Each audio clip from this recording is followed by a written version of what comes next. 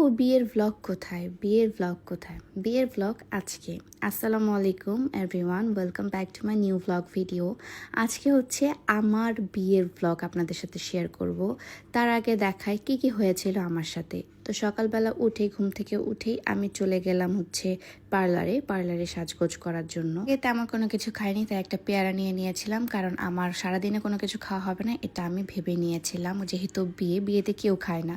তারপর আমি চলে গেলাম এলিগেন্ট মেকওভার অ্যান্ড ফ্যাশনে, আমার মোস্ট ফেভারিট একটা পার্লার, এবং সারা আপুর কাছে সাজার আমার অনেক দিনের ইচ্ছা। সো ফাইনালি আমি আমার বিয়েতে সারা আপুর কাছে সাজবো। তার আগে তারা আমার স্কিন প্রেপ করছিল, হেয়ার প্রেপ করছিল। তারপর আমি চলে যাই মেকআপ রুমে সাজার জন্য। সব এত বড় বড় ব্র্যান্ডের জিনিসপত্র, ভাই রে ভাই, আমি দেখি তো পুরোটাই অবাক হয়ে যাচ্ছিলাম, এত পরিমাণে এলিগেন্ট। তারপর আমার সাজাগোজা সব শেষ হয়। সাজাগোজা পার্টটা তো আপনারা হয়তো দেখে ফেলেছেন, আবার ট্রোলও করে ফেলেছেন, ব্যাপার না। সো আমি সাজগোজ করা একদম কমপ্লিট করে দেই, এবং এখন আমি আপনাদেরকে আমার বোনের রিয়াকশনটা দেখাবো। কি বলেছে আমার বোন বলছিল, ওয়াও তোমাকে অনেক সুন্দর লাগছে, এবং আপু লিটারালি কান্না করে দিচ্ছিল এবং বলছিল আমার বাচ্চাটা বড় হয়ে গেছে, এবং সে না তার কান্নাটা আটকায় রাখতে পারতেছিল না। সত্যি কথা, এত কান্না করছিল। আমি এত কান্না করিনি যতটা আমার বোন কান্না করছিল। বলছে তোকে খুবই সুন্দর লাগছে, একদম যেভাবে আমি ভেবেছিলাম তোকে একদম এক্স্যাক্টলি তেমনই লাগছে, অনেক বেশি সুন্দর। আমার ভেন্যুতে যাওয়ার কথা 3টার দিকে, কিন্তু আমি গিয়েছিলাম 6:30টার দিকে। আমার পার্লার সাজতে লেট হয়ে গিয়েছিল, অনেক বলতে অনেক লেট হয়ে গেছে। এখন আব্বুর রিয়াকশনটা আমি একটু দেখবো। আব্বু তো অনেক বেশি হ্যাপি হয়েছিল আমার সাজ দেখে, এবং বলছিল মাশাল্লাহ মা তোমাকে অনেক সুন্দর লাগতেছে। তারপর চলে যাই আমি আমার জামাইয়ের কাছে। আমাকে দেখে আসলে কি বলেছিল সেটা না হয় আমি রিলসের মাধ্যমে জানিয়ে দেবো আপনাদেরকে। আপাতত দেখেন সে অনেক বেশি হ্যাপি হয়েছিল, এবং পুরোটা বলছিল থু অনেক সুন্দর লাগছে তোমাকে।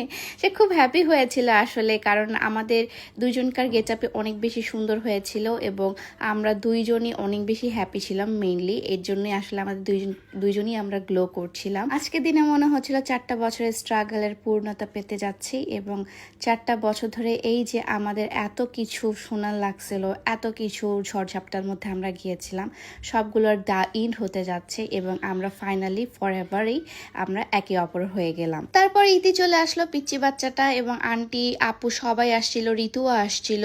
আর অন্তরা আসতে পারেনি, কারণ হচ্ছে অন্তরা ব্যাংককে ছিল, অন্তরা রাকিব দুজনে ব্যাংককে ছিল, সেজন্য আসতে পারে নাই। তাই তাদেরকে হচ্ছে আমরা একটু রিসিভ করলাম, এবং সবাই সবার মতো করে আসলে এত সুন্দর করে সেজে এসেছিল, বেশ ভালো লাগছিল দেখতে। ঋতুকে খুব সুন্দর লাগছিল, আমি বলছিলাম তোমাকে অনেক সুন্দর লাগছে, এবং আন্টি অনেক বেশি হ্যাপি ছিল আমাকে বউ সাজা দেখে।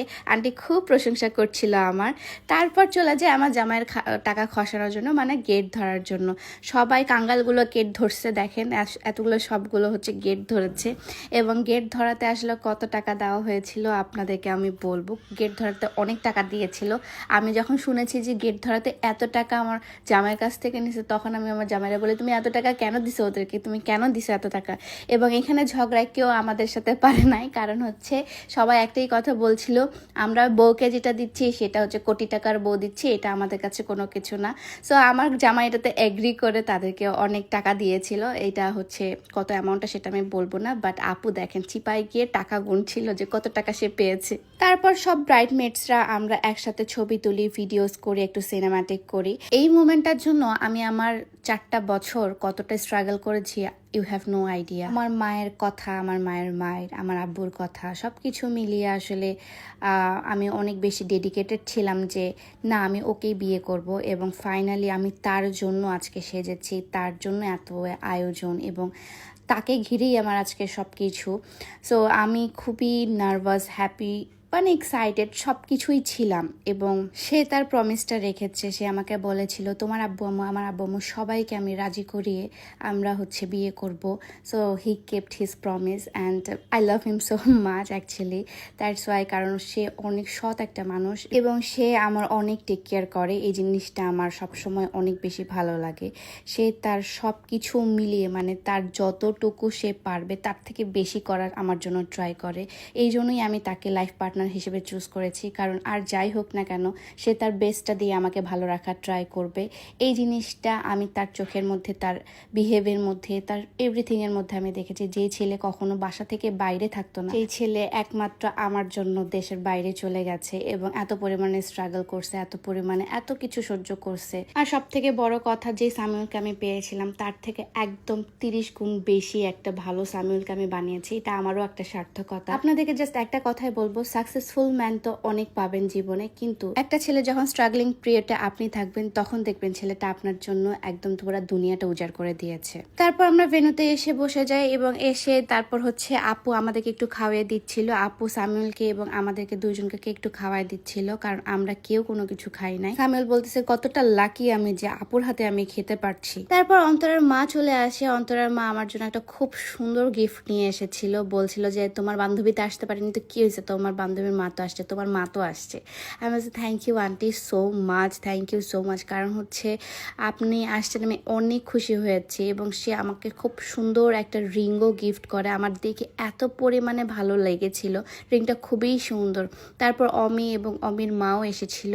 অমির মাও আমাকে একটা খুবই সুন্দর ডায়মন্ডের রিং গিফট করেছিল, আমার দেখে খুব ভালো লাগছিল এবং আন্টি বেশ খুশি হয়েছিল, কারণ আন্টি আমাদের সম্পর্কে জানতো। আমি স্পেশাল থ্যাঙ্কস দিতে চাই ফরেস্ট লাউঞ্জকে, তারা এত সুন্দর করে সব ডেকোরেশন করেছিল।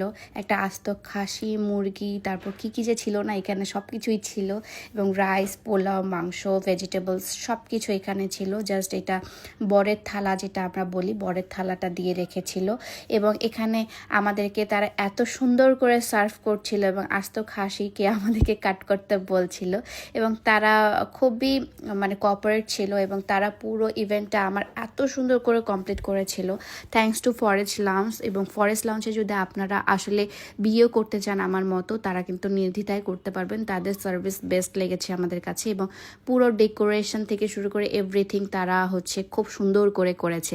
So thanks to forest lounge. পর আমরা 3 বান্ধবী মিলে দেখেন কত সুন্দর করে স্ন্যাপ করছিলাম এবং 3 বান্ধবী বলছিলাম যে তোদের বিবাহিত কাতারে এখন আমিও পড়ে গেলাম, আমিও এখন বিবাহিত, আমিও এখন বিয়ের একটা মেয়ে। ঠিক আছে, সব বিবাহিত কারা কারা আছেন আপুরা একটু হাত তুলবেন, আপনাদের কাতারে কিন্তু আমিও পড়ে গেছি, আমরা সবাই এখন বিবাহিত।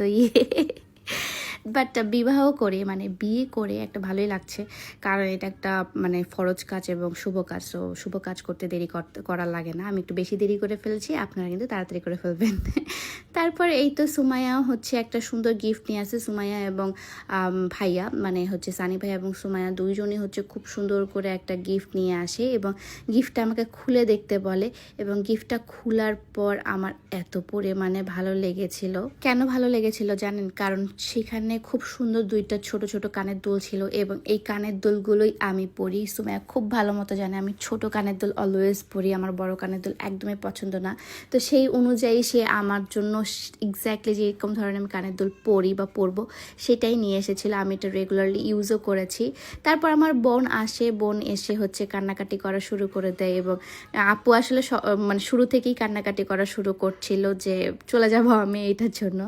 বাট আমি আসলে অনেক স্ট্রং ছিলাম, আমি কান্নাকাটি একদমই প্রিফার করিনি, কারণ আমি যদি কান্নাকাটি করতাম সবাই কান্নাকাটি করা শুরু করে দিত।